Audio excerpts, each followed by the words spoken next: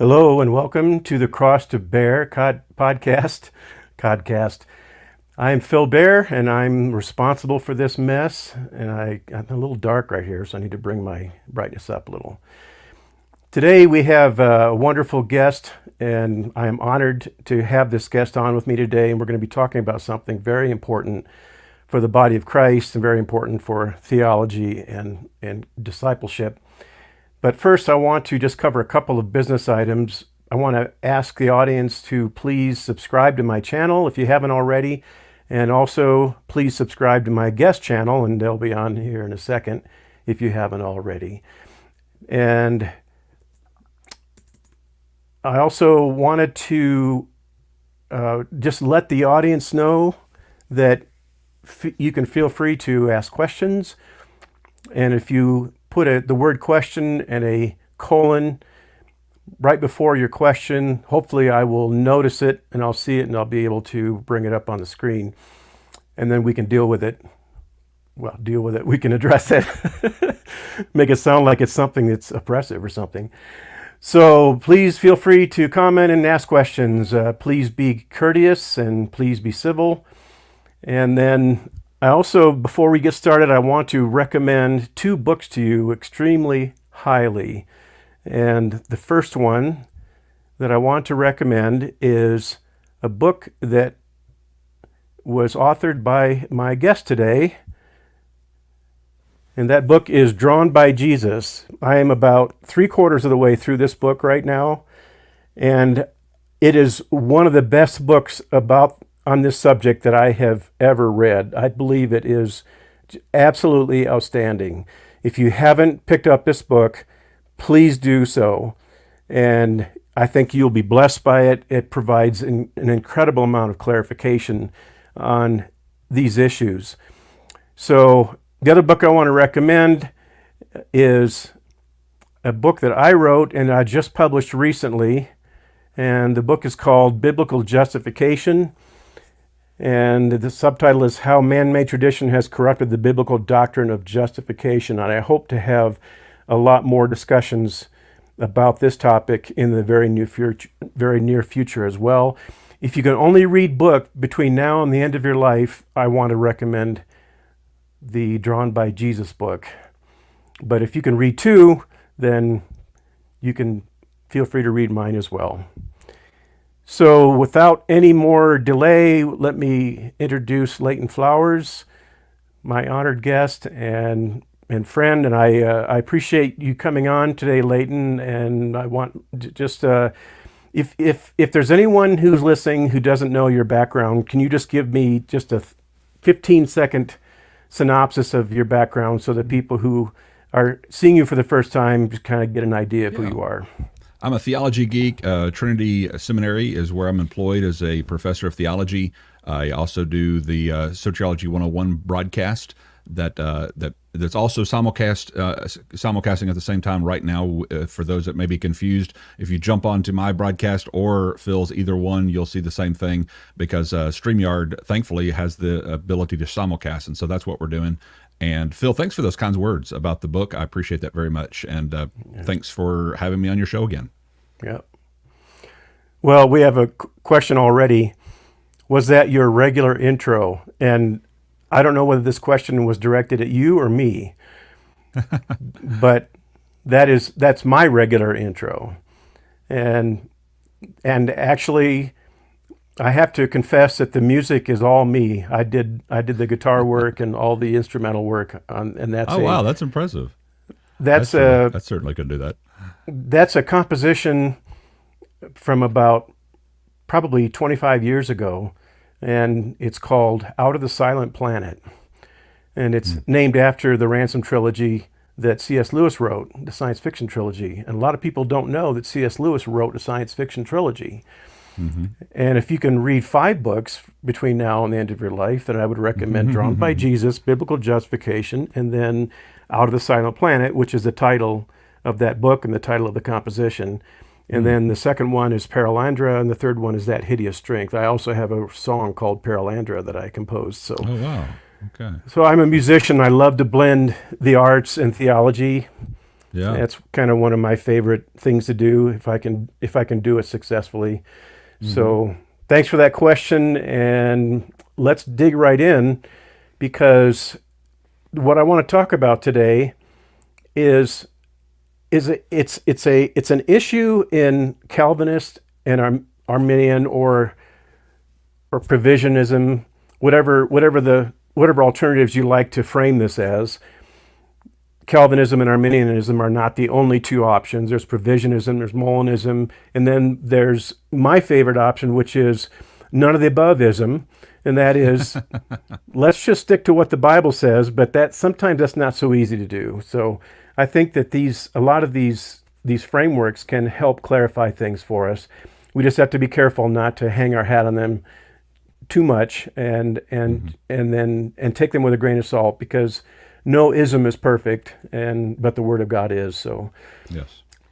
So I want to read a quote from Dr. James White, whom I have a great deal of admiration and affection for, and whom I have written a tribute to in my book, Calvin's Desperation.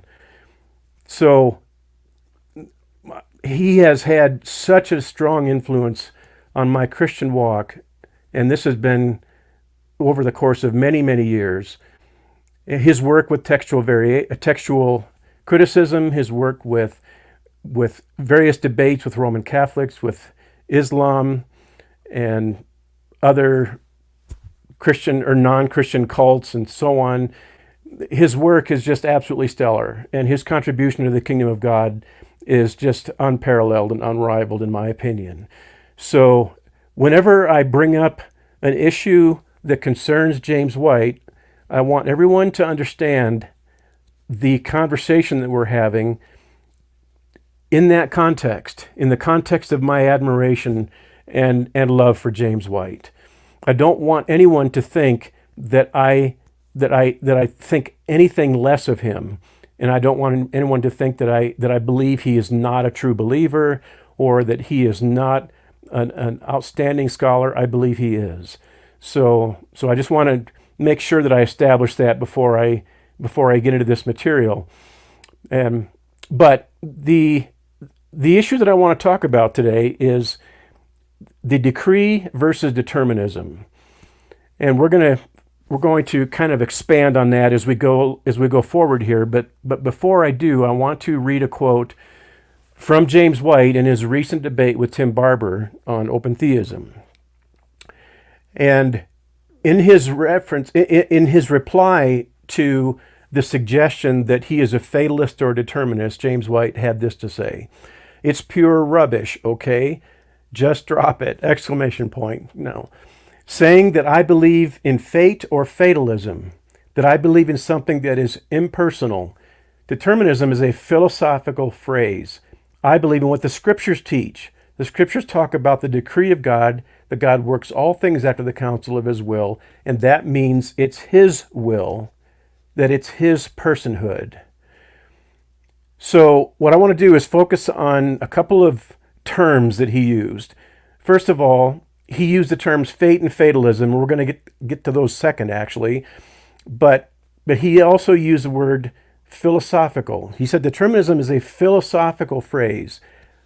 And then he said, I believe in what the Scriptures teach. So he seems to be drawing a contrast between philosophical principles and what the Scriptures teach. And then he talks about the decree of God. And James White is a big fan of the 1689 London Baptist Confession of Faith. And what I want to do real quickly is share that quote and pay attention to the first line especially. It says, God hath decreed in himself from all eternity by the most wise and holy counsel of his own will, freely and unchangeably, all things, whatsoever comes to pass. Now, I want to focus on the word unchangeably, because the other principle that I want to talk about is the idea of determinism, which James White calls a philosophical phrase or a philosophical term. So as far as James White is concerned, determinism is a philosophical principle, but the decree is a biblical principle.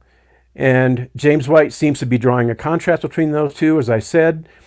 And what I want to do is examine what he means by the decree. And I think that we can fairly assume that what James White means by the decree is what the 1689 London Baptist Confession of Faith says about the decree. God has decreed in himself from all eternity past, freely and unchangeably.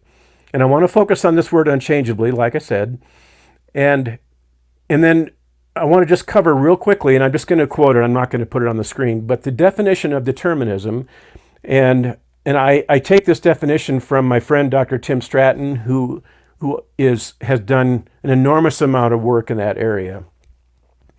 And that is that antecedent conditions are sufficient to necessitate all things. And when it says necessitate, that means that whatever is determined cannot be otherwise.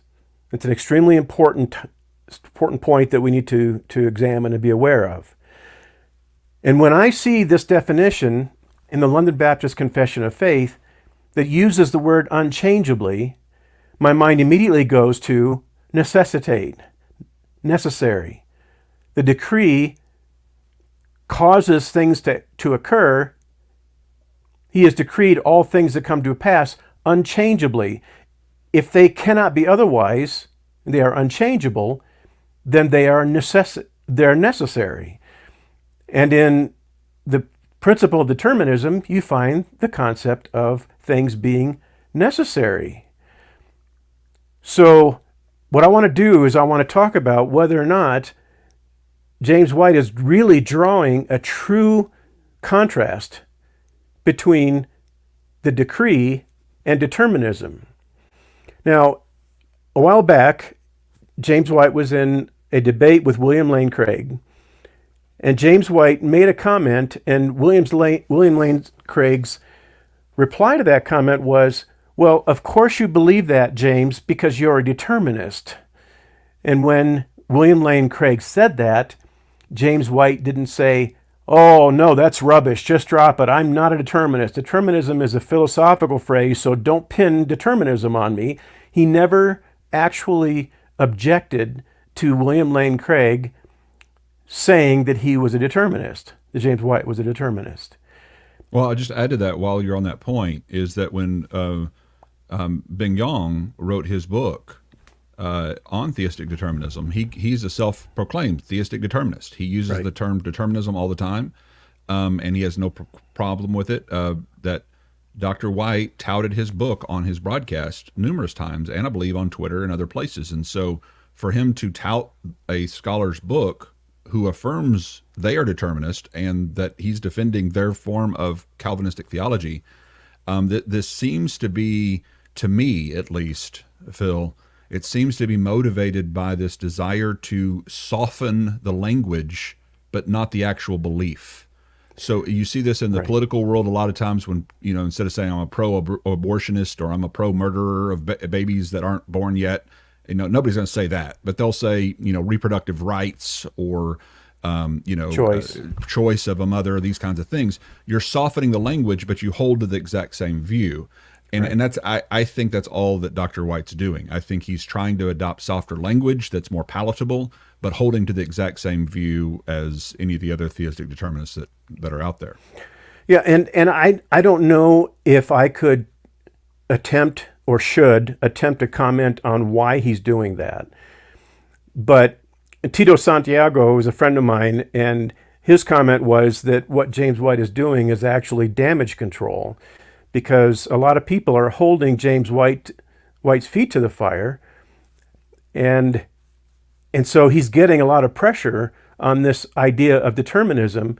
And so I think that this is an escape route, saying that this is a philosophical phrase, and I'm not a big fan of philosophy. I'm a fan of the Word of God, and so there is this I don't know. I think there's a certain amount of duplicity here. I don't want to accuse him of anything. Well, I mean, And you don't have to accuse, like, a lot of times people don't want to psychologize their opponents and say, okay, right, there must be a nefarious intention, but we can judge what he actually did in that debate, for example, right, and the way what he used that obfuscation, what he used it for in the debate with Tim Barber was to get out from underneath the charge that Tim Barber was bringing against determinism.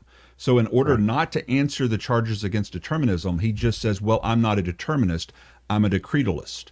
So how does he use it? He uses it as a way of not answering. So if somebody was debating a pro-abortionist and they brought all these charges saying pro-abortionists believe this, pro-abortionists believe that, and then the guy gets up and goes, I'm not a pro-abortionist. I'm a pro-choice person. So none of those arguments against me apply anymore. And you're going, okay, all you did was change a label. You did not address the actual point of contention, the actual argument. And Tim Barber handled that masterfully because he went back and he reread the same accusation and statement, taking out the word determine and putting in the word decree and saying, now answer the question, Dr. White. And he never did, because he knows full well that's the problem of their entire system, this more fatalistic way of looking at things. And yes, fatalistic is the right word, and we can talk about that a little bit further too, because that's not just atheistic. Somebody was making a comment on the side channel that the word fatalism is not unique to atheism. And we can talk a little bit more about the differences between those two, because both fatalist and determinist, whether theistic or not, are all affirming the same thing. They're all affirming that everything has been preset, predetermined, and cannot be otherwise. It is a fixed, finalized future. Now, it may be because of science or because of some other God out there besides the Christian God, depending on what kind of determinist you are. But whether you're a fatalist or a theistic determinist or a scientific determinist, a naturalistic determinist, you're all affirming that one common thread. The difference is in how you play out your life. So a fatalist might say, well, therefore what will be, and it doesn't matter if I obey or do what God tells me to, because, hey, it's all fated anyway. That would be the outflow of a fatalistic way of handling a common belief of determinism. Another way of handling it is say, no, it does matter what we do. We should still act like our choices matter, even though everything's already been determined.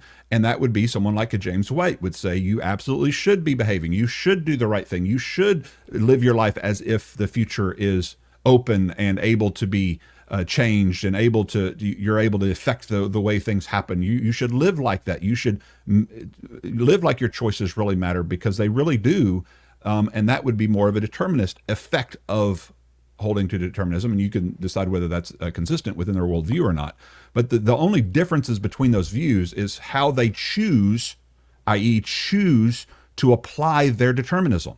And what's ironic about that is how they choose to apply their determinism is also equally determined. And when?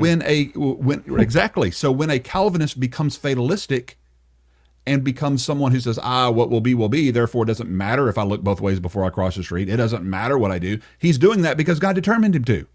Right. And you have to ask yourself, why would God determine some people to treat their determinism, a truth supposedly under your system, and make it into this fatalistic way of living? Why would God determine his own children, even some of his own children, to treat evangelism in that way, to say, like the hyper-Calvinist might do? It doesn't matter if I evangelize or not. And they become fatalistic. Why? Because God determined them to. He decreed for them to do that.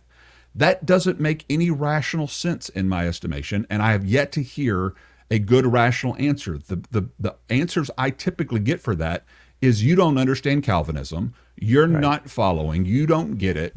If you really understood, you wouldn't even ask that question. Or they mock you, saying, I can't believe that's the best he's got. And they never, I was okay, well, answer the free-thinking argument from Dr. Stratton then. It's not just like the dummies like myself are making these arguments. J.P. Moreland and Tim Stratton are two leaders in this field, and they've written paper on the subject. Answer them if you think this is just a dummy argument. Anyway, that's my little soapbox, and I just had to throw that in there. Well, I love it when you get on your soapbox, Leighton. But the other thing that we need to note here is that James White says, stop saying that I believe in something that is impersonal. And that's very important, because let me ask you this question, Leighton. Has anyone ever said that James White believes in an impersonal philosophical or theological principle? That's why they say theistic determinism. What is That's theistic? right. Divine That's right. determinism. There are two kinds of determinism. There's determinism that I wrote about in one of my books. It's naturalistic determinism. It's atheistic determinism. It's where natural law and the laws of physics and chemistry determine all things that occur. And then there is theological determinism. If you're talking about theological determinism, you're talking about how God determines all things that occur and determines all things about humanity. God is a personal being. So I don't understand why is he not aware that theistic determinism is not impersonal, but is an extremely personal principle? And have you ever heard anyone tell James White that he believes in something impersonal? Yeah, no, I again, I really do think he was trying to avoid answering the charges. And so what he was doing is trying to accuse Tim of making accusations that weren't true, or that Tim never made. Like as if Tim was saying, "Oh, you believe in impersonal fatalism, naturalistic determinism," and White saying, "I don't believe that. I'm a decretalist."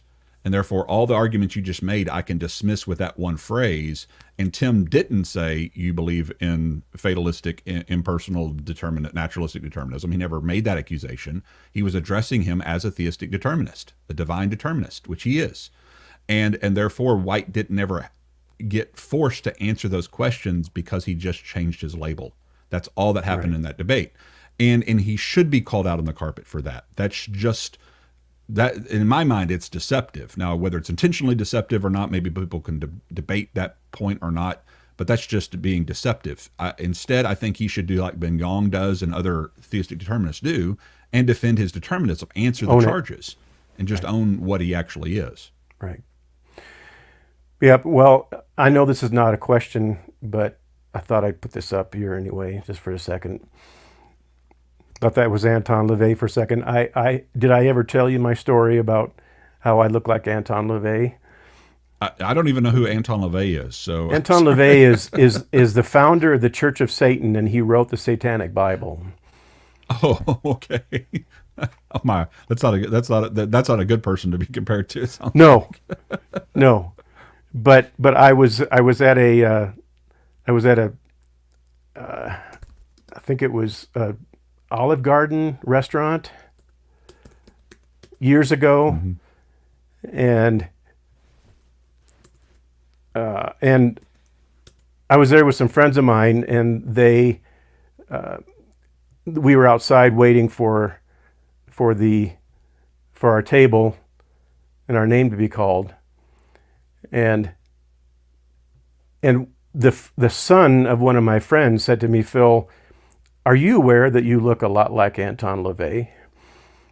And I said, "Well, no one has ever told me that before, but we looked it up on Google and we found a picture of him, and sure enough, you go find it." I'm not going to take a lot of time with this. Well, while you're looking for that, this is my celebrity lookalike, my celebrity doppelganger. Paul Hollywood is the one who people said that I look like. He's some celebrity chef on some, I don't even know, Bake Off, and I don't remember. I've never watched it. Somebody just kept sending me pictures. You look like Paul Hollywood. So should we call you Paul from now on? I guess I don't. Oh no, thank you. But he's about 11 or 12 years my senior, so I'm not sure that's a great compliment. But he's a decent looking guy. So it's better than the guy of Satan. Oh yeah, I can see that. His ears are much larger than yours though, and he's got a little meaner eyebrows than you got. So thank you for saying that. I appreciate that. When I was a kid, I had elephant ears. So. You need a snake. You need to get a snake or something, I guess, to see if you can really pull that one up. But people have said that. Anybody, but when in true though, anybody who's bald and has just a black goatee is going to have some resemblance to that man. Right. I mean, any guy that's Or Howie Mandel. Yeah. right. Yeah. But when we got into the restaurant, there were about 15 of us around a big table, and the waitress was going around the table taking everybody's orders, and she skipped me. And as she went about 2 people down from me, I cleared my throat, said, "Excuse me, but I believe you skipped me." And she looked at me. She said, "Oh, I am so sorry, sir. I didn't mean to skip you. I would never do that on purpose. I am so sorry for skipping you." And then she kept on taking more people's orders, and she finally came back and took mine after she was done with everybody else's. And I said, I looked up at her and I said, "Ma'am, you don't want to mess with me. I wrote the Satanic Bible." You're messing with her. And her eyes just got real wide, and she looked over at my friend who had made that comment outside, and he just looked at her and went like that. Yeah, So she was real nice to me the whole rest of but I gave her a big tip though. So I've been known for terrorizing waitresses. Anyway. yeah.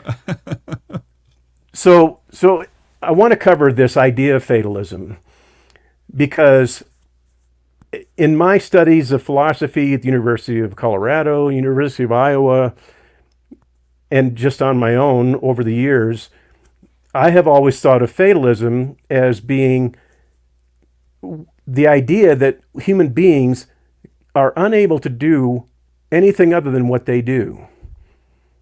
That what they do is determined, what they do is set, and it can't be otherwise. And we cannot do anything other than what we do, so we may as well just eat and drink, for tomorrow we die. And we may as well not even try to do anything. We may as well just resign ourselves to fate. And the idea that we cannot do anything other than what we do, I see that as pretty closely related to determinism. And so someone can correct me if that's not true. And you brought up a dictionary definition, the belief that all events are predetermined and therefore inevitable. And again, that is affirmed by theistic determinists, i.e. Calvinism. John Calvin himself uses the word determinism, uses the word cause, uses the word decree. He uses all 3 of those words interchangeably, and we have and quotes ordain. to back that up. And ordain or appointed, he uses all those terms interchangeably. Right. And he believes that all events, all thoughts, events, ideas, concepts, wills of man are governed by God unchangeably, in his own words. All events are predetermined and therefore inevitable. Unchangeable is the word that the Westminster used that you quoted from. That's inevitability. That's the set future in the sense of it being predetermined by not somebody impersonal, but by God. And so not every fatalist is a theistic determinist, but every theistic determinist is a fatalist by definition. Right. Now the difference is how they use that determinism. If they use that determinism to justify their inactivity, to say, I'm not going to look both ways when I cross the street because it's all fated anyway, then they are applying their determinism in a fatalistic way. Whereas a theistic determinism would say, don't apply it that way. Obey as if your choices do matter, because they do.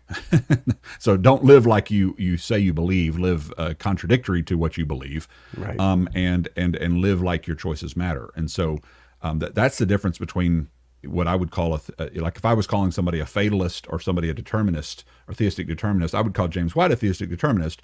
I would call the fatalist the hyper-Calvinistic guy that says we don't need to evangelize, it's all determined anyway. It doesn't matter what I eat because I'm going to die when I'm going to die anyway. It doesn't matter how safe I don't need to put on my seatbelt. I would call that guy a fatalist. And if he believed in God, I guess I would call him a theistic fatalist, because he believes that God's fating everything and his choices don't matter. That would be the difference in the way that I would define those things. But as far as the affirmation of determinism, all things are preset and determined and inevitable, that's just a common held belief among all people who affirm fatalism or determinism, for that matter. Well, my sense is that a lot of people are confused by this, and they're confused by this term decretalism. And I'll be honest with you, Leighton, I have never heard the word decretalism before I started studying these things and before James White started using it, other than that there's a Roman Catholic doctrine that I think is called decretalism also. And that is that everything that the Pope decrees is something that all believers and everyone in the flock should automatically follow and obey. I don't know that the word has ever meant anything other than that. And if you've heard of the term in the sense that James White is using it before, then you're a better man than I am, because I've never heard of it. I've never read about it. I've never studied it.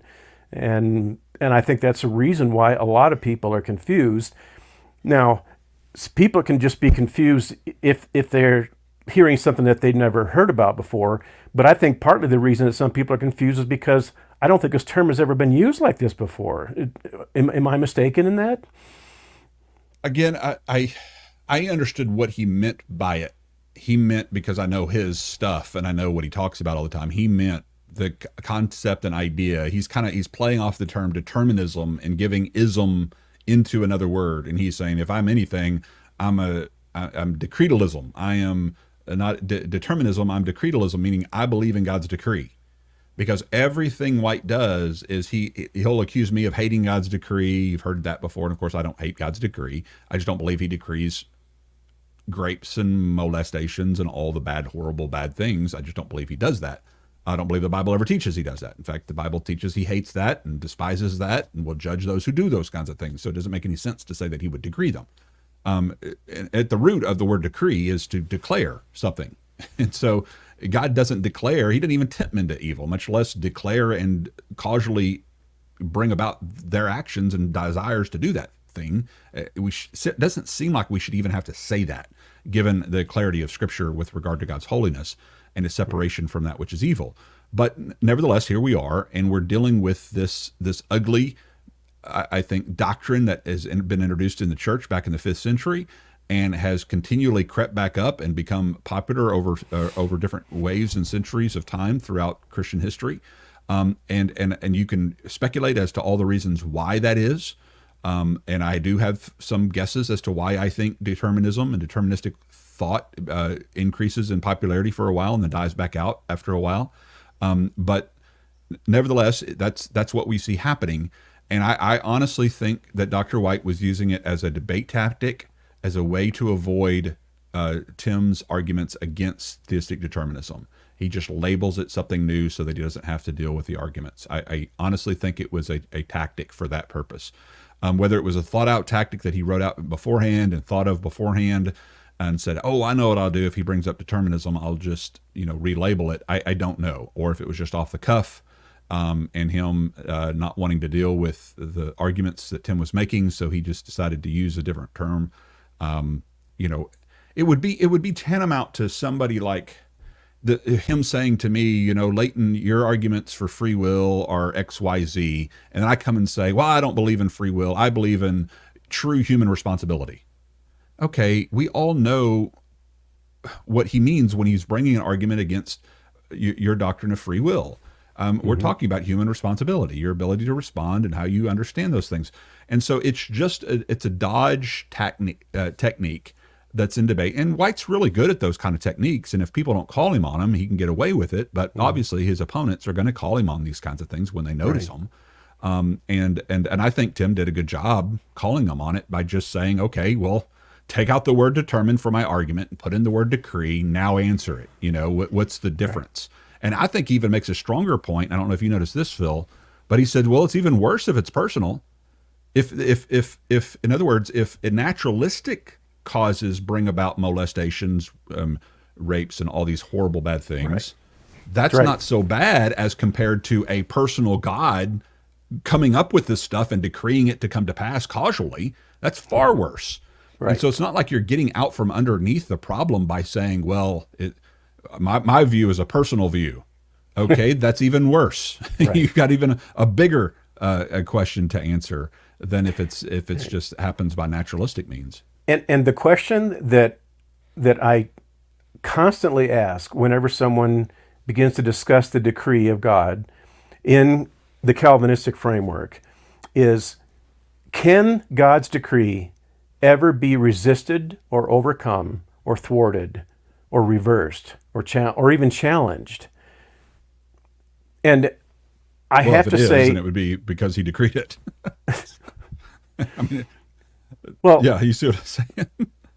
yeah, I mean, because I mean that's essentially what the Calvinistic framework is all about. They have a principle called irresistible grace, and grace is irresistible. And the reason grace is irresistible is because grace is a part of God's decree, and God's decree is irresistible. Would it be possible to actually fight back against an omnipotent God and win? And the answer has to be no under that particular framework. Well, I will give some defense for those in the theological realm that use decree. And I used to do this back when I first, kind of was leaving Calvinism, and I would talk about God's permissive decree. And you'll hear Edwards and Piper and some of these others use this kind of language as well. And oftentimes, depending on whether you're more from an Arminian or a free will theological stand, or from a more decretalist stand, if you want to use that terminology, a determinist stand, is how you use the word permission. And even we know that John Calvin kind of balked at those who use the word permission, right, in the way that it's often used historically with regard to, like, God did not intervene to stop. Okay, he had nothing to do with it. He didn't cause it to happen, but he did not intervene to stop it. And thereby he decreatively, permissively decreed it. Right. In other words, he declared it shall be so because he knew it would happen and he didn't stop it. Now that is a very Arminian free will position. It is not a decreative, deterministic position, because what is God letting happen except what he's decreed on that statement with regard to all things that come to pass?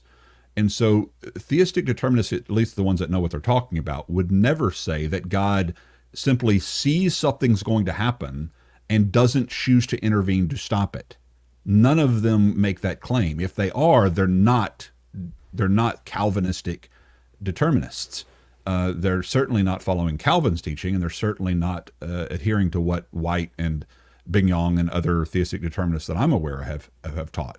And so that's what gets confusing sometimes, is sometimes because there's so much crossover between the different theological camps, you'll hear even an Arminian theologian like a Wesley or someone like that using a permissive decree language.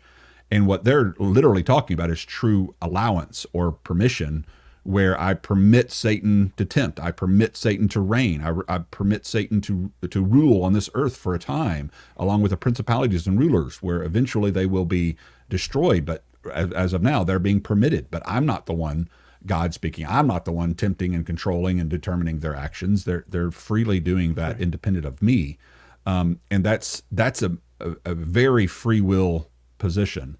And not at all resembling what we read from the Westminster or other determinist statements. And so someone could say that God ordains certain things in the sense that he doesn't stop it, that he permits it. But I don't think you can frame it in those terms and still use the word unchangeably. Because if God allows something to happen and doesn't intervene to stop it, we have to conclude that it could have been otherwise. It just wasn't otherwise. God knew it was going to happen, and God allowed it to happen. There's nothing unchangeable about that. That's all changeability. That's all something that could have been otherwise. And if that's the case... And if it would have been otherwise, that's what God would have known.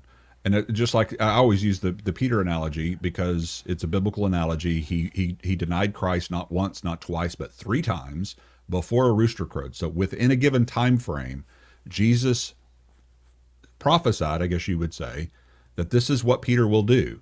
Therefore, the question is, was Peter determined to do that? And my answer to that question would be, well, Peter determined to do that. The fact that God knew it beforehand is a mark of his divinity, not a mark of his determination of Peter's actions. And that's the difference philosophically between our views. Is the reason Jesus knew it is because Peter freely chose to do it. Whereas on decretalism, determinism, the reason Jesus knew it beforehand is because he decreed him to do it. He scripted it. I mean, Right. And I use that terminology very carefully because I've even heard when Calvin is talking about this using the term script, as in the divine script, the divine decree. I'll even using author analogies, like a book that has been pre-written, and talking about these kinds of things. And so those are very different approaches to this issue of God's knowledge. And of course, Tim Barber, where you and I would differ with him, is he's more of the dynamic open position. And we have differing views with him on those points. Theologically, we're much closer to Tim Barber because we don't hold to Calvinistic theology. Right. Whereas Tim Barber would agree with us on those points, but we may have difference in way philosophically we just explain how God's knowledge works within time and space, and all of the nuances of how you describe and work that out. You're right. Yeah. Well, did you have some quotes that you wanted to share in reference to this issue? I'll read this one from John Calvin, Institute of Christian Religions, is Book 3, Chapter 23, Paragraph 6. Quote, "But since he foresees future events only by reason of the fact that he decreed that they take place." So in other words, the reason he foresees it is by the fact that he decreed that it takes place. Right. In other words, he's not foreseeing something else somebody does. He's foreseeing what he's decreed to take place. Okay, so keep that in mind. "They vainly raise a quarrel over foreknowledge." And so he's speaking about those Arminians, those non-Calvinists out there. They raise this quarrel over foreknowledge when it is clear, he says, all things take place rather by his determination and bidding. So John Calvin is a theistic determinist, right? Because he says all things, and he even goes on to talk about, and I don't have it here right here in this particular quote, but where he talks about the wills of man, every thought, action, deed happens as God has destined. And it even uses the term cause clearly in his quotes, which I know you wrote in the first chapter of your book, and Calvin's Desperation, that you went through all of this line by line, demonstrating that we're not just making this claim about Calvin, we're showing you his own words. Right. And so he uses those terms interchangeably. And as I said before, He also wrote this: "Creatures are so governed by the secret counsel of God that nothing happens but what God has knowingly and willingly decreed." So notice he's using the word determination and decree as synonyms. He also uses the word appointed in other quotes. If I could find that one, I can pull it up as well. Well, while you're pulling it up, hardening, cause of hardening. Yeah, go ahead. Right. While you're pulling it up, I argued in my book also that Calvin said no cause can be sought for but the will of God. And he quoted Augustine in saying that the will of God is the cause of all things. And since he says no cause can be sought for but the will of God, then I have actually expanded that trope to say that the will of God is the singular cause of all things that occur in the universe with specificity. And so we also have to add the word cause to this. It's not just that he determined it, he decreed it, but he also caused it, because Calvin uses the word cause constantly whenever he talks about this. And there are people who will deny that Calvin was an exhaustive divine determinist because there are other places in some of his works, like the Institutes for the Christian Religion and the Eternal Predestination of God, where he seems to retreat from some of these ideas, and he's not consistent with himself. But the reason we can be certain, or we can be confident, that Calvin was an exhaustive divine determinist is that when he said the will of God is the cause of all things, he introduced that by saying the sum of the whole is this. Yes. And I argue in the book that whenever he uses the words sum of the whole, what he's giving us is the ultimate central core of his ideology. He never says the sum of the whole is this whenever he whenever he says things that seem to contradict his core ideology. But cause is extremely, extremely central to all of this, just because of the fact that Calvin used the word cause so often, so frequently. And so I argue that decree, determine, and cause are all, and ordain and God's provision, they are all terms that mean essentially the same thing. They are all interchangeable. What was the next? Appointment was the other word. It says it's vain to debate prescience, which is another word for foreknowledge, which is it is clear that all events take place by his sovereign appointment. And so that this is where you get the word appointment. You also have the word willed, where he says, with Augustine, I say, the Lord has created those whom he unquestionably foreknew would go to destruction. This happened because he has willed. Right. And so it's not just that he foreknows what they will choose to do. He's saying this is what he's willed that they will choose to do. Right. And so that's can't be any more clear. I admit that it's a miserable condition which men now bound, all of Adam's children have fallen by God's will. In other words, all have fallen by God's will, not that he knew they would fall and permitted it to happen or anything like that. And I've heard some guys, I know there's a pastor named Chris Harris who's a Calvinist who's talked about how, well, the decree is not causal, and he'll try to really insist that this decree is not the cause of what happens. Right. And then I always have to push back at, then what's the point of it? Because if it's not the cause of what happens, then what is it? Just a statement about what will freely happen? Because that would just be a prophecy. Like Peter denying Christ 3 times, Jesus would be just prophesying about what he knows Peter will freely do. If there's no causal link in the decree and what people actually do, then what's the point of it? And this is where you'll hear oftentimes Calvinists get into at least the philosophical type minded Calvinists, and there's all types of Calvinists, by the way, very non-monolithic in the sense of all kinds of people who claim Calvinism in one breath or another, or in one degree or another. But when they start debating the different kinds of, and you'll hear them say, well, you don't understand secondary causes. And I do understand secondary causes. That's one of the reasons I reject determinism. It's because I understand secondary causes. It's perfectly fine for people on our side of the aisle to talk about secondary causes, right, because there are causes that are secondary in our view.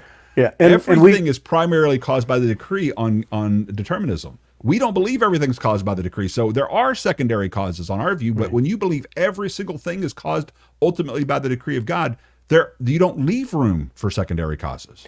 And not only that, but if you do want to retreat from this element of causality, then it's incoherent to start talking about secondary causes. Because if God's will is not the primary cause of all things that occur in the universe, then there's nothing secondary about the secondary causes. A cause can only be secondary if there's a primary cause. But if you retreat from the primary causality, then secondary causes are meaningless. It's extremely important, and we've talked about this before. I think we talked about this when we first talked about my book when it came out. It's extremely important for people to pay attention to what you quoted.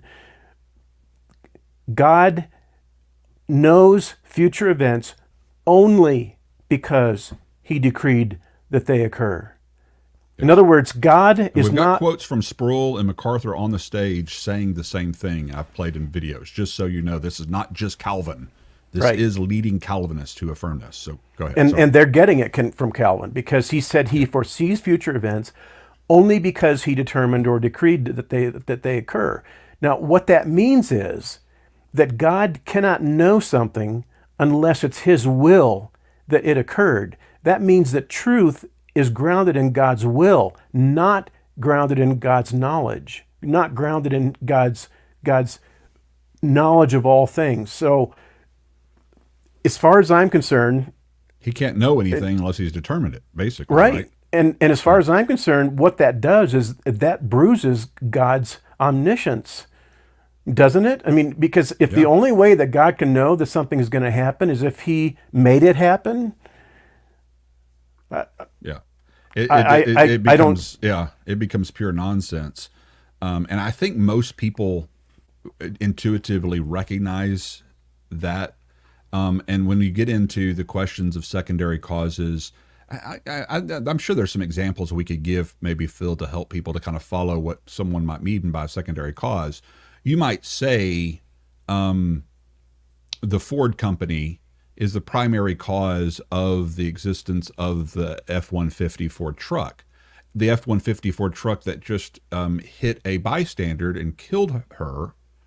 You would not say that the Ford company is the primary cause, or the there's different names for efficient cause and all the kinds of different things where you would say, but you would say there's a causal link, because if not for the Ford company, therefore the F-150 would not exist. And if the F-150 did not exist, therefore that bystander would not have been struck, at least by an F-150.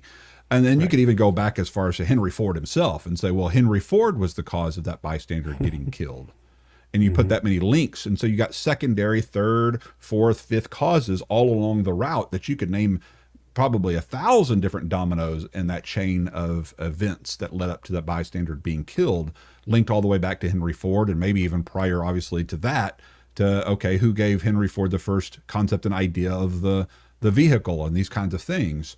And you can see how that can get kind of complicated, but you also see that obvious, very distinct difference between Henry Ford scripting out this idea and concept that the thing that he creates strikes and kills someone in the future, versus Henry Ford creating a vehicle that has the capacities to do both good and evil, and that has drivers that are fallible and make mistakes, and permitting those things to be put on the road, and all the kinds of things that go along with that. There's a huge difference between those things, and everybody sees that. Everybody knows that. Right. And that's why when you insert theistic determinism into the minutia of our daily lives, it wreaks havoc in our minds and in our sanctification process, in how we deal with our own sins and temptations. Because after all, if I'm addicted to a sin or a habit that's bad, or doing something that's evil, God decreed for me to be this way, and to have this addiction, and to have this problem. And according to what the scripture says, he's decreed all things for the glory of his own will, and for the praise of his own glory, so that he will be more magnified. So my addiction, whatever it may be, is actually glorifying my God, according to this theology. That's right. And yes, it's sinful, and yes, he's going to condemn me for it. Yes, I'm going to still be punished for it. But nevertheless, he decreed it. I can't stop it unless he decrees me to. And it's glorifying my God. It's for his good pleasure, his glory.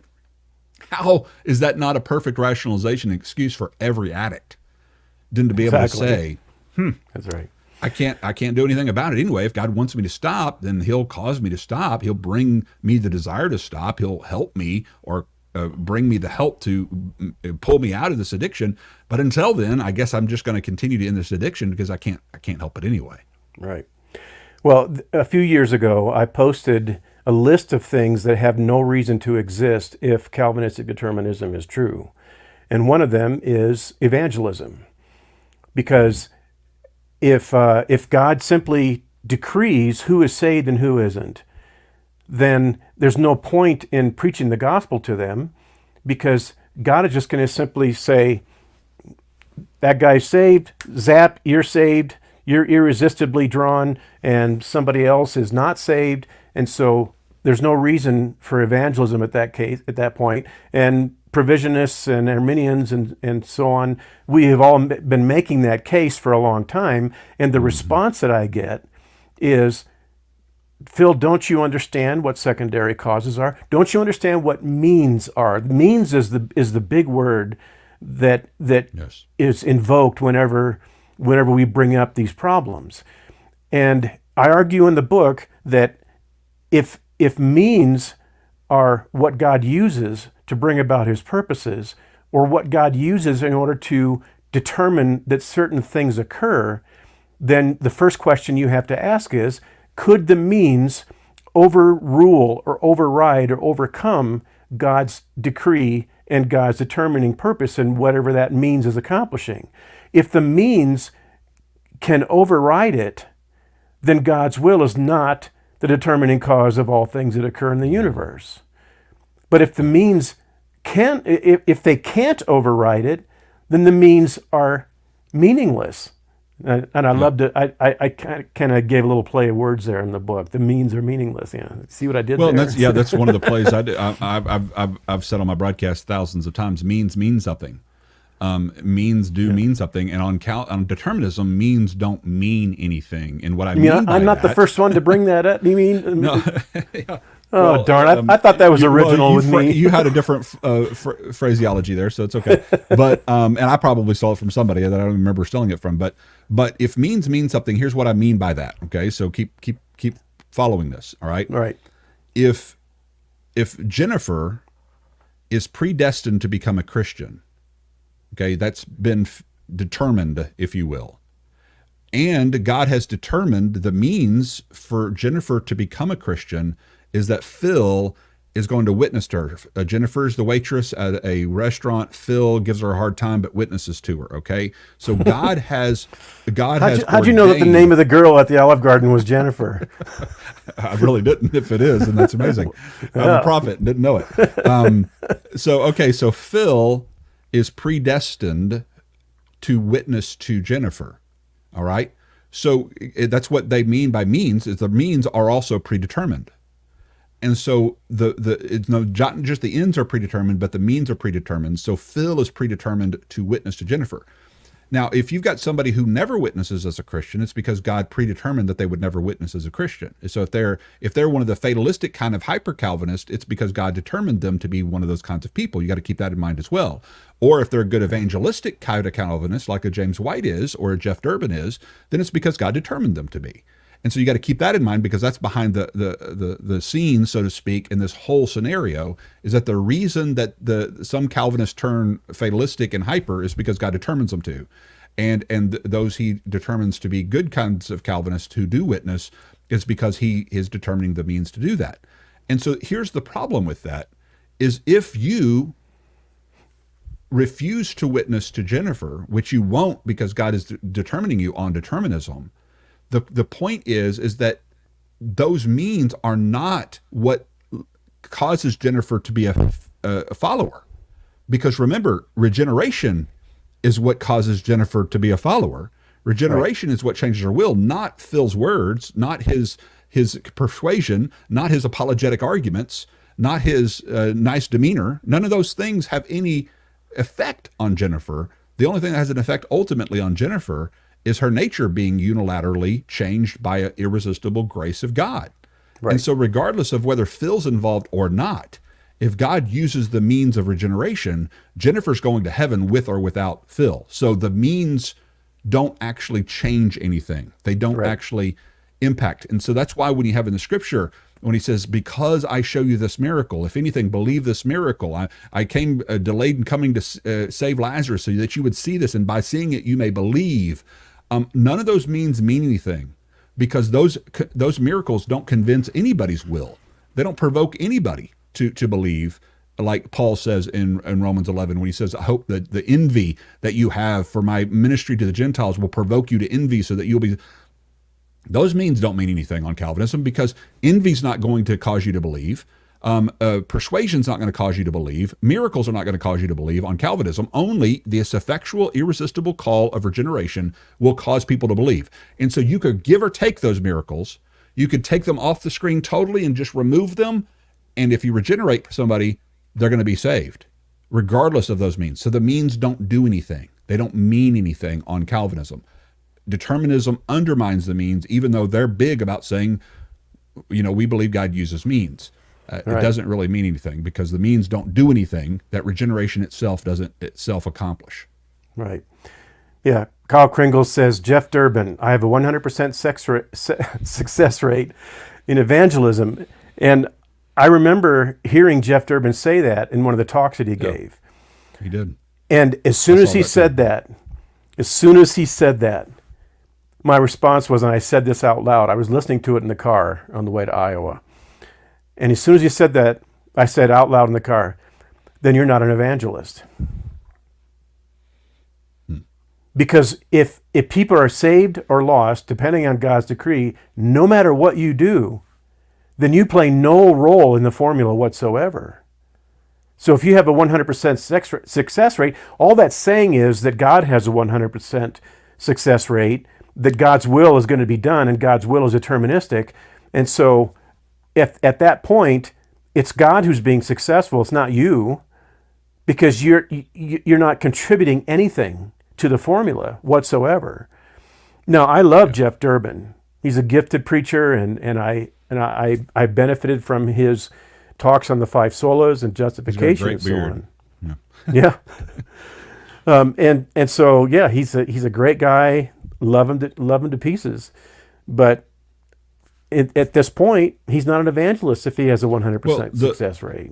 The hyper Calvinist out there who's never evangelized a person in his life also has a 100% success rate, according to that logic. That's right. Because what's the success rate? You will evangelize and bring to salvation everyone God has determined for you to. And you will neglect evangelizing everyone God has determined you to. In other words, your lacking of obedience to be an evangelist, your lacking of obedience to share the good news is in accordance with what God has decreed for you to be and do on this system. And you can't ignore that. And the fact that we keep bringing it up annoys Calvinists to all ends, even bringing mocking, deriding comments about me when I do it. But all I'm doing is pointing out the actual claims of their views. That's all I'm doing. So they're mocking their own system when they do that. And so they'll say, oh, that's all Leighton ever says. Well, I believe that because God determined me to. And they laugh, ha, ha, ha, ha, that's so funny. He's so shallow, blah, blah, blah. And like, okay, I don't believe that. You just mocked your own worldview by saying, Leighton says he believes whatever God determined him to, ha, ha, ha. That's just what Calvin taught. That's what John Piper teaches. That's what Jonathan Edwards taught. We believe what God determines us to because God decreed whatsoever shall come to pass, including Leighton Flowers' theological belief systems and every single broadcast and every single syllable that's come out of my mouth since I started this broadcast has been unchangeably decreed and determined by the God you say you serve, and yet you mock me for doing it. That's irrational. Does it make any rational sense for you to say, on the one hand, God ordains whatsoever comes to pass for his praise of his glory? I believe Leighton's a Christian, most of them will say, except the extremist. And so you actually believe a child of God, one of his own children, has been determined by God to start a broadcast to stand up against truth that is actually true, and he's decreeing me to do this for the praise of his own glory, and now you're going to mock me for doing that. Right. Explain your rationality for that. Explain why that makes any sense. And then maybe I'll take your argument seriously. But until then, I'm going to just continue to restate out loud the hidden secrets about Calvinism that nobody's saying, so that people see how ridiculous the claims of your system really are. Right. And a few months ago, James White was heavily criticizing some of the things that were occurring in our society related to the LGBTQ movement and woke ideology and so on. And he was basically calling it demonic and evil and ungodly. And I commented on that thread that, James, why are you criticizing LGBTQ ideology? Because let me guess, if you got God decrees, no, if God decrees all things, then God decrees. This is God's will that these people embrace this ideology and endorse it and articulate it on the national stage. And the response that he gave was, Phil, that is just simply, what you said is utterly ridiculous, and everyone knows it.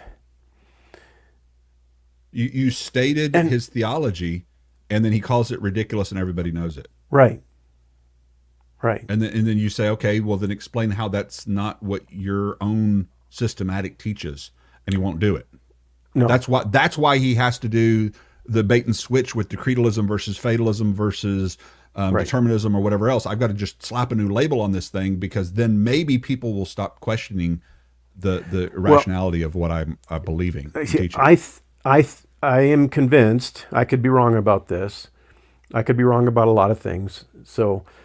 But I am convinced that this is an example of one of the reasons why he has retreated from the idea of determinism just recently, because people have called him out and had said, James White, you are out there and you are rightly condemning all this evil in our society.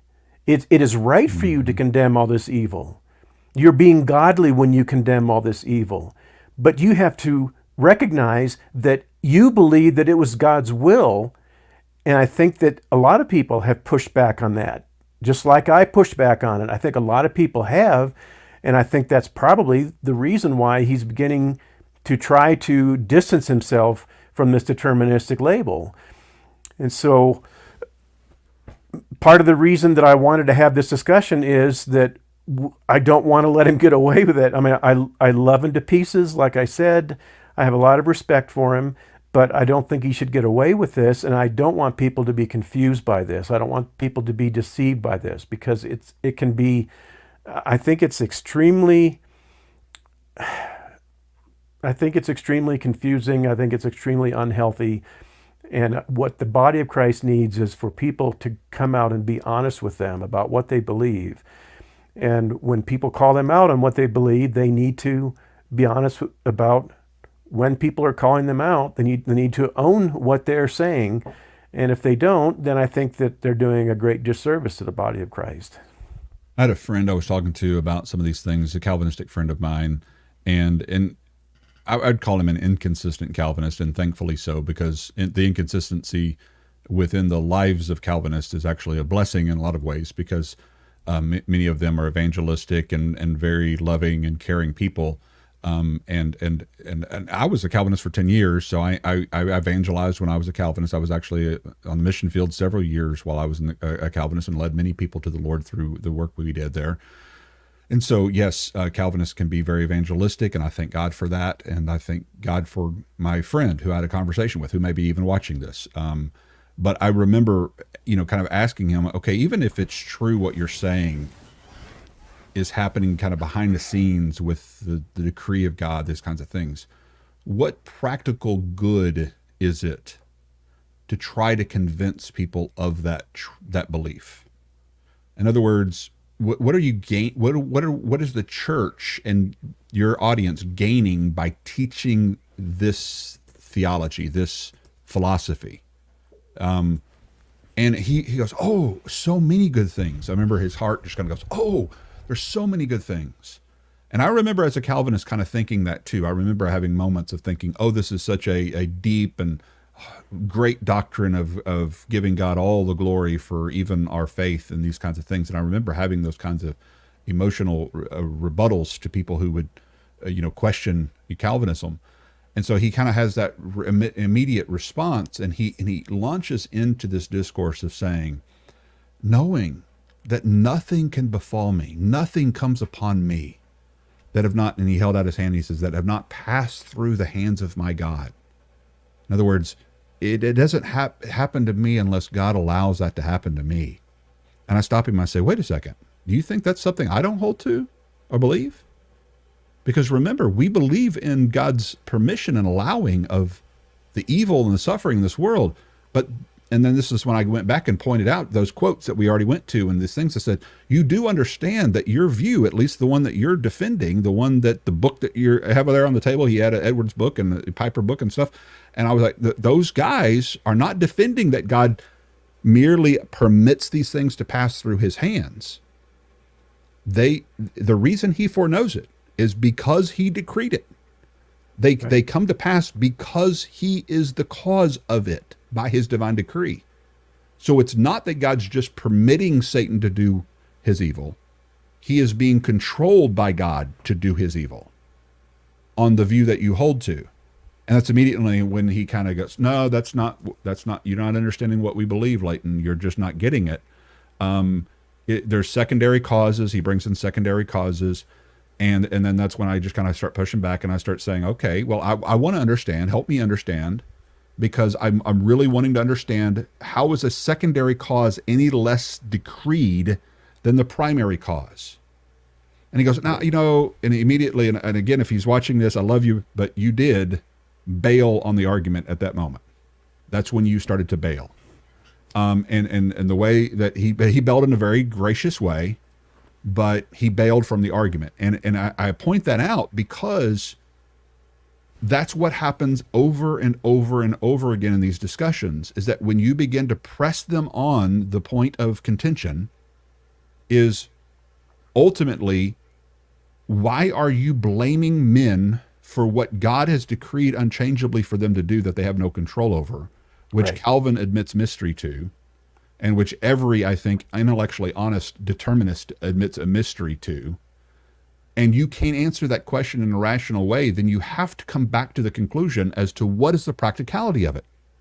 What good is it doing to the body? How is it helping that teenager who's addicted to pornography, or that young mother who's become an alcoholic because of her struggles and addiction and postpartum depression and these kinds of things? And how does it help the couple who's going through divorce? And how does it help? I mean, what are you telling them? All of these things are happening because God has unchangeably scripted and decreed for every single thought, action, and deed you ever did. How is that helping them? And you could not It's have done not. otherwise. And you could, yeah. Now, it could help them to say, hey, nothing has befalled you that God hasn't allowed to come your way, and that God's there to redeem and help bring about restoration. No matter what evil choices you've made, no matter what mistakes you've made in your past, God can redeem and bring things good from those things. I see all of those things as being productive and great, but I have yet to find a good practical reason as to why teaching people determinism is helpful, which is one of the reasons I think you see so many Calvinist pastors and practitioners running away from the language of their theologians, because they know full well it doesn't play in the pulpit or in the counseling room. It doesn't work. It's not practical. Yeah, there's no pastoral. You can't translate that into anything pastoral. Yes. If there's anything that anyone would take away from a lot of these discussions, it's something that I would say to them loud and clear, and I would say, please understand that God does not have to determine what is happening to you in order to redeem you from what is happening to you, and in order to use it for his glory and for his redemption. Yeah. James White would say, if God doesn't determine the rape of a 12-year-old girl, then that rape had no purpose, and therefore God can't use it to accomplish his purposes. And my reply to that is, that's absolute, I don't want to be unkind, but that's absolute lunacy. It's nonsense. It's absolute nonsense. It does have a purpose, James. It's evil. The man who did that is pure evil, and he has an evil purpose to gratify his sexual lust and horrible desires in his own heart that came from him, not from his maker and our holy God. Okay, that's the purpose. So what is the purpose in God not stepping in and permitting it from keeping it from happening? That's a good question. I think that's a good theodicy question as to why God's not stopping evil while it's happening.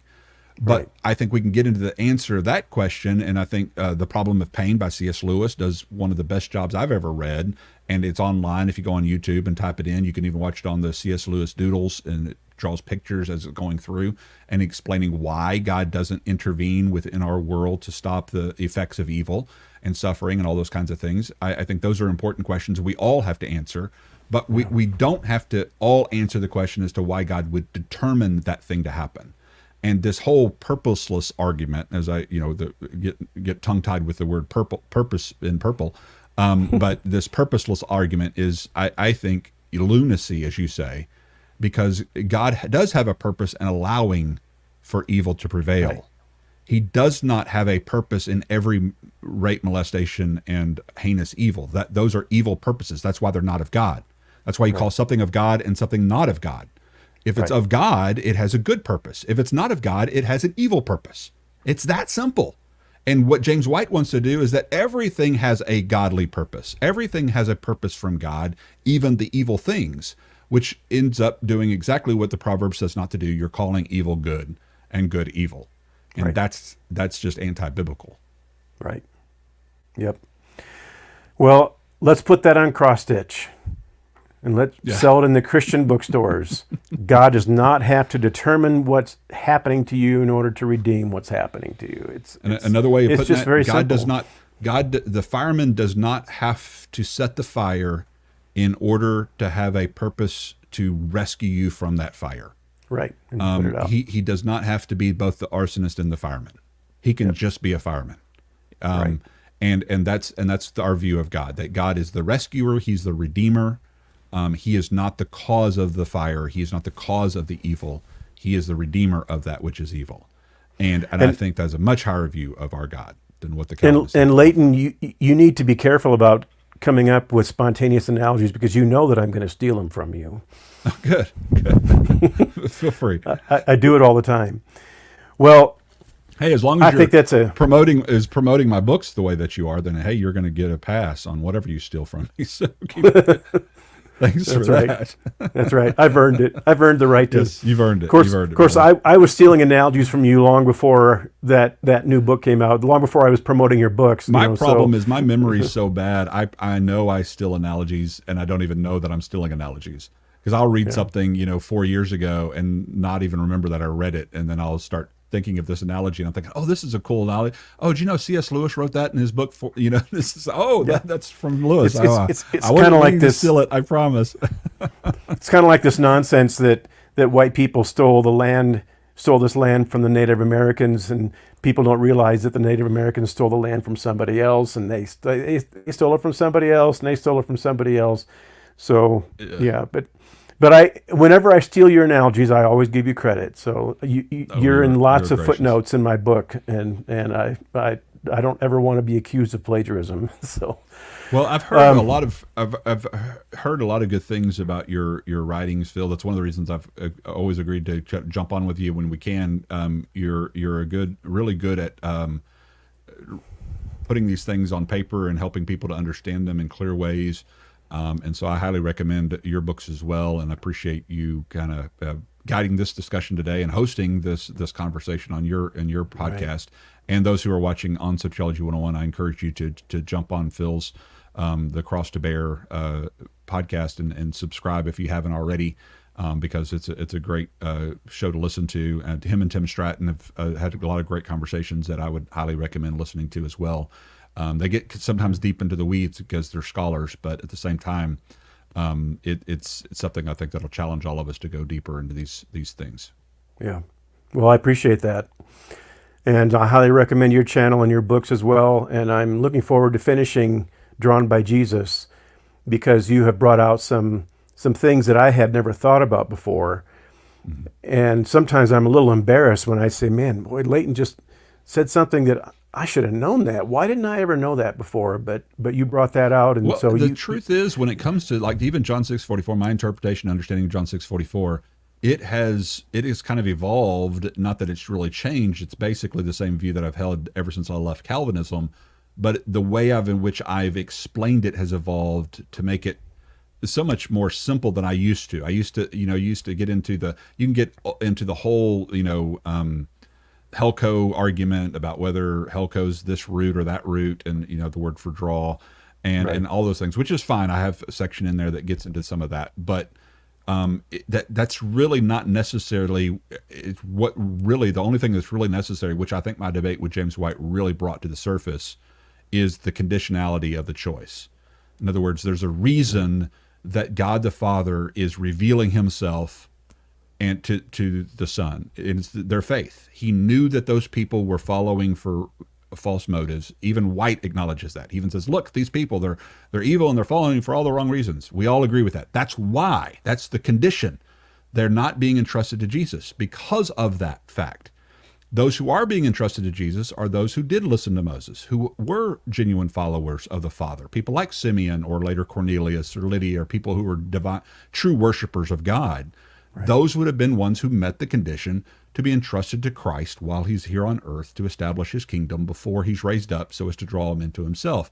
And when you get that, when that clicks on in your mind, you're just going, oh, this is so freaking simple. Right. It's just so easy to follow that once you realize there's a reason God's not revealing, he's not entrusting himself to all these people because they're not following him for other reasons. They're not genuine believers. They don't understand Moses. They don't understand the prophets. They are law keepers, Pharisaical, or they're all deluded by their false teachings or whatever they're going through. And no wonder God the Father would not grant them to come to the Son at that time. They would just got in the way. They would have caused more confusion and problem. Right. And so it becomes real simple when you begin to understand it's about the conditionality of the choice.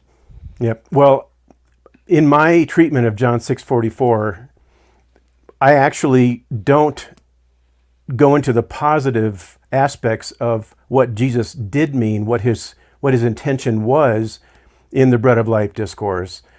All I did was, and this was my purpose. My purpose was simply to show that the Calvinistic interpretation is unwarranted. But you went in. I didn't go into the kinds of details that you went in, and I'm thinking about going in and making a revision in my book, where in my treatment of John 6:44, I'm going to say all I'm doing here is I'm simply refuting the Calvinistic interpretation to get a more thorough treatment of this.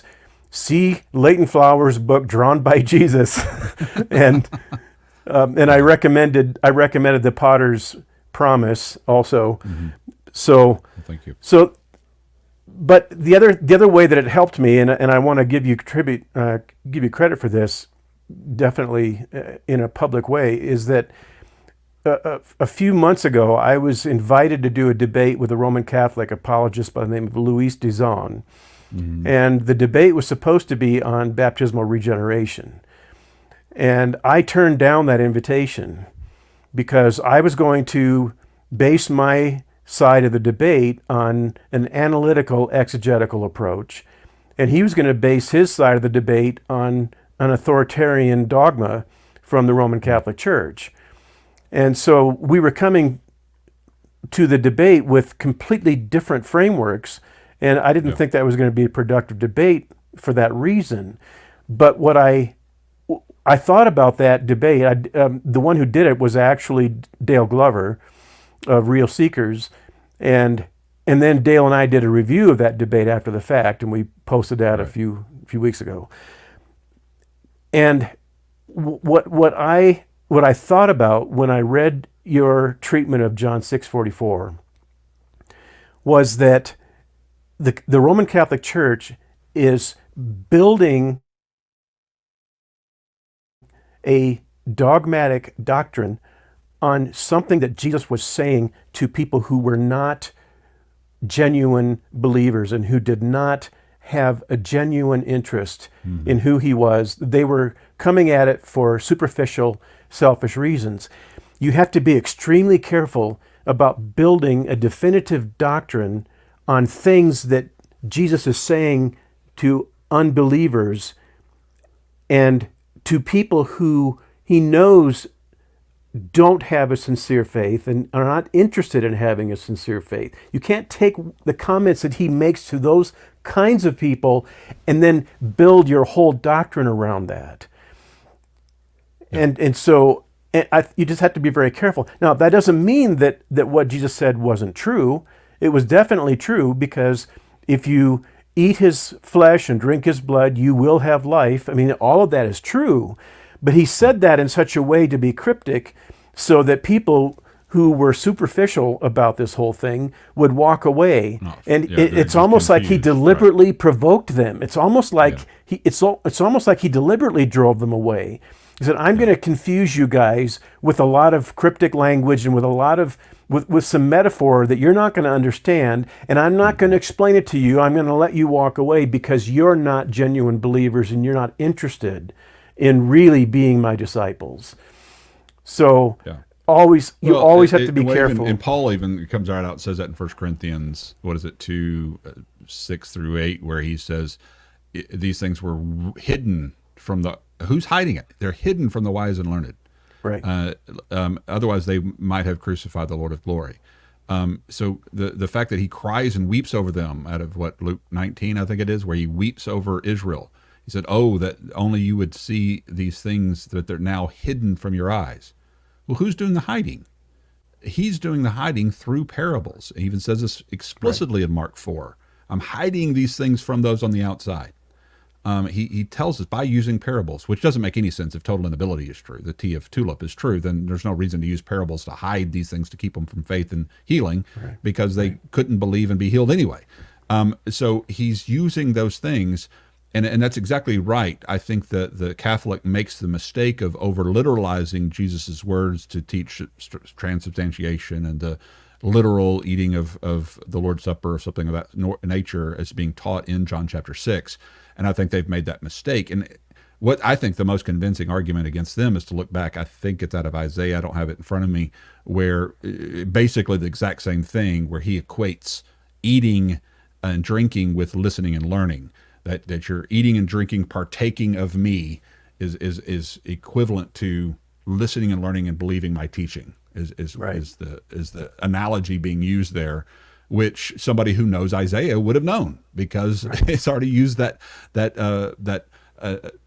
metaphor in previous scriptures. But these people who are there aren't listening to Isaiah, and they're not listening to Moses. If they listened to Moses, they would believe me, he says earlier in chapter 5. And so they're not listening, and so they're not really understanding his meaning, and that is purposeful on Jesus's part. He's hiding these truths from them, which we go into in great detail on many other broadcasts as well as the book. So thank you for highlighting that book for those that are still looking for that. Yep. Well, that's great, and so taking something where Jesus and the Father in an act of judgment are obscuring certain things from people who have hardened their own hearts. These are not people that God has hardened. Well, he has hardened their hearts, but he hardened it in response to them hardening their own hearts, their own disbelief.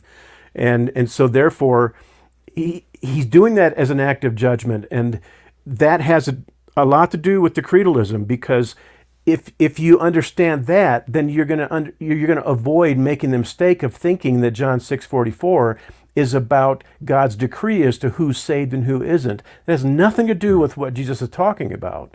So that's very important, and I kind of had an epiphany when I read that, and so I appreciate you writing it. I'm glad it helped that at least someone deal with those things. I know it helped me writing it, because I was learning as I was writing and exploring.